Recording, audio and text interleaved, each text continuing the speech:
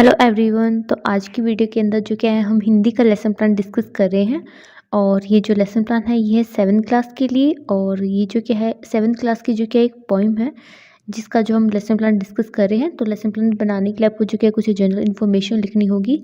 तो इनमें क्या क्या चीज़ें लिखनी है, जैसे कि आपको लेसन प्लान नंबर यहाँ पर आप लिख सकते हैं। उसके बाद आता है हमारा विषय जो है हमारा हिंदी। उसके बाद हमें लिखना उपविषय।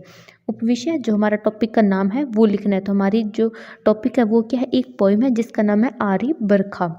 ठीक है। उसके बाद हमें लिखनी होती है क्लास जो है हमारी क्लास 7। उसके बाद हमें लिखना होता है कालांश, मतलब आपको यहाँ पर अपना जो लेक्चर है जिस स्कूल के अंदर आप टीचिंग करने के लिए जा रहे हैं वहाँ पर ये आपका कौन सा लेक्चर था वो लिखना है। ठीक है। अगर आपका फर्स्ट सेकंड थर्ड जो भी लेक्चर होता है वो आप यहाँ पर लिख देंगे।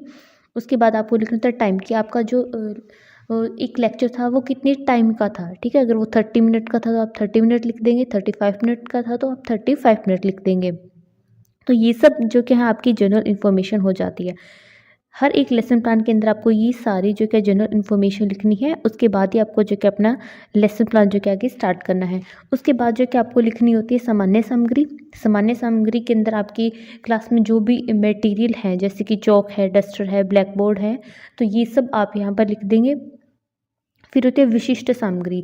विशिष्ट सामग्री क्या होती है, अगर आपने कोई मॉडल चार्ट या पीपीटी इस टॉपिक के लिए प्रिपेयर किया तो आप वो यहाँ पर लिखेंगे। फिर आते हैं सामान्य उद्देश्य। सामान्य उद्देश्य क्या होते हैं? सामान्य उद्देश्य होते हैं कि एक जो टीचर है उसका पढ़ाने का क्या उद्देश्य है। ठीक है। एक जो टीचर है वो स्टूडेंट को क्या चीज़ सिखाना चाह रहा है, वो क्या हो जाएंगे, उसके सामान्य उद्देश्य हो जाएंगे। जैसे कि फर्स्ट है विद्यार्थी को कविता का रसास्वादन करना सिखाना। सेकंड है विद्यार्थी में कल्पना शक्ति का विकास करना। थर्ड है विद्यार्थी में उचित गति, लय, ताल और भाव का वाचन सिखाना। फोर्थ है विद्यार्थी को इस योग्य बनाना कि वे मनोयोग से सुनकर अर्थ व भाव को ग्रहण कर सके। उसके बाद है विद्यार्थियों में आत्मविश्वास, उत्साह, आनंद और सहानुभूति के गुणों का विकास करना। तो ये क्या हो जाएंगे, उसके सामान्य उद्देश्य हो जाएंगे। फिर आते हैं विशिष्ट उद्देश्य। जो विशिष्ट उद्देश्य होंगे वो हमें अपने टॉपिक के अकॉर्डिंग लिखने होंगे। ठीक है। जैसे कि उस टॉपिक को कराने का क्या हमारा एम है, उस टॉपिक से जो कि हम स्टूडेंट को क्या चीज़ सिखाना चाह रहे हैं, वो क्या हो जाएंगे, हमारे विशिष्ट उद्देश्य हो जाएंगे। तो आपको भी जो कि अपने टॉपिक के अकॉर्डिंग ही आपके विशिष्ट उद्देश्य लिखने होते हैं। और ये जो विशिष्ट उद्देश्य है वो हमारे टॉपिक के अकॉर्डिंग चेंज होते जाएंगे। सामान्य उद्देश्य तो जैसे सब्जेक्ट से रिलेटेड है, तो हिंदी सब्जेक्ट के लिए तो जितने भी लेसन प्लान बनाएंगे उनमें जो कि आपके सामान्य उद्देश्य सेम रहेंगे।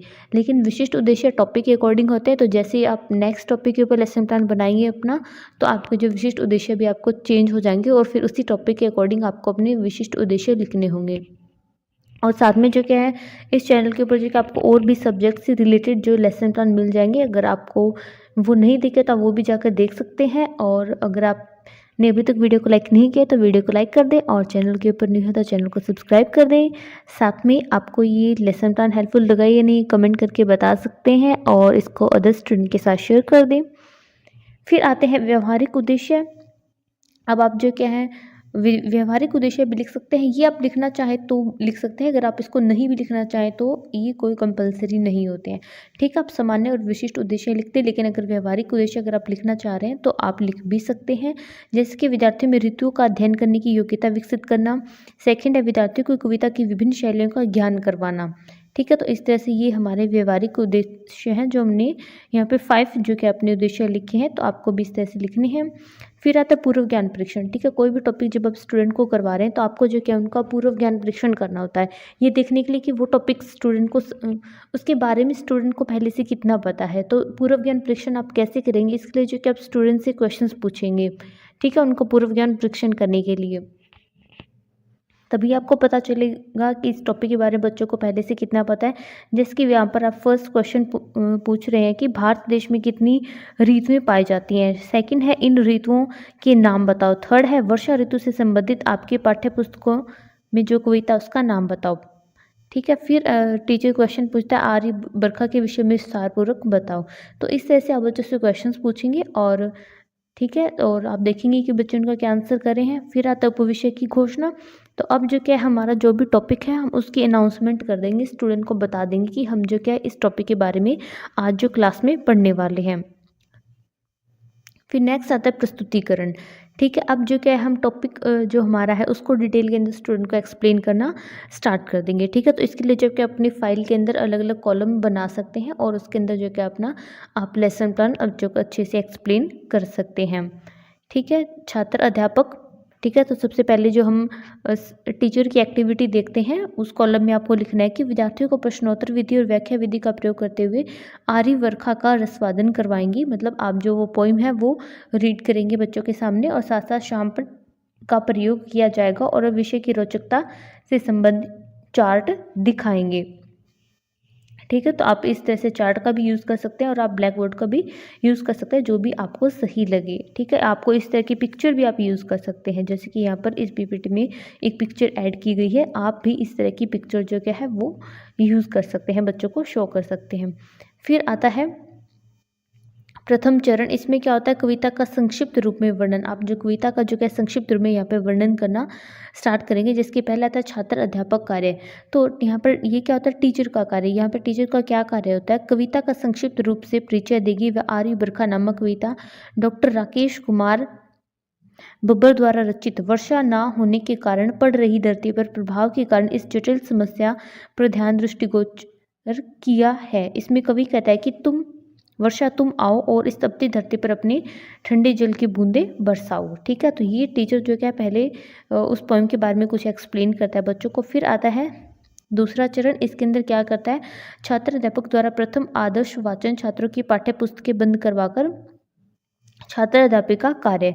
छात्र अध्यापिका संपूर्ण लय, ताल और गति, हाव भाव, आरोह अवरोह के साथ कविता का रसवादन करेगी। थर्ड आता है विद्यार्थी कार्य। जो बच्चों का यहाँ पे स्टूडेंट की एक्टिविटी है वो इसको ध्यानपूर्वक सुनेंगे। ठीक है, तो इस तरह से जो पोइम है, जो टीचर है वो उस पोइम को बच्चों के सामने अच्छे से रीड करता है। ठीक है, साथ में अगर आपको कुछ डिफ़िकल्ट वर्ड्स लग रहे हैं तो आप साथ साथ जो क्या उनका मीनिंग भी बच्चों को एक्सप्लेन करते जाएंगे। तो इस तरह से आपको बच्चों को जो क्या है पोइम जो कि अच्छे से एक्सप्लेन करनी है। वीडियो में आगे बढ़ने से पहले अगर आपने अभी तक वीडियो को लाइक नहीं किया तो वीडियो को लाइक कर दें और चैनल के ऊपर न्यू है तो चैनल को सब्सक्राइब कर दें। और साथ में जो कि आपको इस तरह से पोइम जो है बच्चों को अच्छे से एक्सप्लेन करनी है। ठीक है, जब आप उनको हिंदी टीच करने के लिए जा रहे हैं तो आपको देखना है कि बच्चे जो कि हैं उस चीज़ को अच्छे से समझ पा रहे हैं या फिर नहीं समझ पा रहे हैं। फिर आता है तीसरा चरण, कठिन शब्दों के ये शब्दार्थ। अब जैसे ये कुछ डिफ़िकल्ट वर्ड्स शब्द होंगे आपके पोइम के अंदर, तो आप उनका मीनिंग बच्चों को बताएंगे। हो सकता है उनका मीनिंग उन्हें नहीं पता है। उसके बाद आते हैं शामपट कार्य। ठीक है, अब आप ब्लैक बोर्ड के ऊपर भी जो क्या है कुछ इंपॉर्टेंट आपके जो भी पॉइंट्स होंगे वो सारे आप ब्लैक बोर्ड के ऊपर लिख सकते हैं। फिर आता है कठिन शब्दों के। ठीक है, तो जैसे कि वृक्ष का मीनिंग हो गया पेड़। ठीक है, कृषक का मीनिंग हो गया किसान। शीतल का मीनिंग हो गया ठंडा। ठीक है, सागर का मतलब सिंधु।